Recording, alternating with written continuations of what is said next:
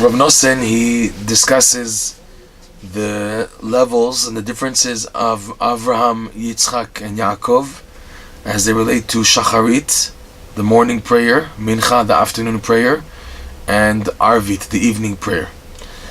And he explains amazing things. He says that Avraham Avinu is the initial light that a Jew experiences, and that's the idea of Shacharit, where Shacharit is in the morning, when light begins in the world. And that's why prayer, Shacharit, is much longer than anything in all the other prayers, because that's when a person can build up and develop and become what? Become connected with Hashem, and to feel this connection, to feel this light. That's the idea of Avraham, who also, Avraham connotes the idea of chesed, kindness. That's the whole idea of Avraham, the one Avraham Ohavi, Hashem calls him, the Avraham, my beloved one, the one I love, and who loves me. So this idea of Shacharit, where everything is just a new vista, a new level, a new light. Everybody enjoys this new beginnings. Second one, Mincha, corresponds to Yitzchak Avinu, because Yitzchak Avinu corresponds to the idea of a constriction, of taking the light, the initial light of Avraham, and not just living with the light, but putting it into a constriction, and in that format of light within a constriction, with that to serve Hashem. That is why great difficulties is attributed to praying Mincha, to the extent that the rabbis in the Gemara, they said that a person has to put a lot of effort in praying Mincha, for various reasons. The one reason is because Eliyahu Navi was answered at the Mincha prayer, and also in our context, that when you put more effort into davening, you get more out of it. And that's why Mincha is so difficult, because it's in the middle of the hustle bustle, in the middle of the day. You have to now cut and run to Mincha. Whatever you're doing, even learning, praying, working, whatever you're doing, other items, when it comes to Mincha, you have to leave everything and go into the mind frame, the mindset of Mincha, which is why what makes it so difficult. That you have to really put extra pressure, extra strain to get into the prayer mode in order to pray the Mincha prayer. So that corresponds to the idea of Yitzchak. And Yaakov corresponds to evening, where it's total darkness. And from within the total darkness, which connotes there's no handles, from the darkness to seek out Hashem. There's no light, there's no constriction, there's nothing. There's just darkness, which corresponds to the end of days, the darkness before Moshiach comes. That's why Yaakov is called Yaakov, which connotes the heel, Ekev, and we are now living what's called an Ikveta Dimshicha, the heels of Mashiach, meaning the final level before the coming of the Mashiach. Everything is ready. The whole structure is ready, just now we have to get the heels ready. The heel on the bottom, to get that footing proper, then Mashiach is ready to come.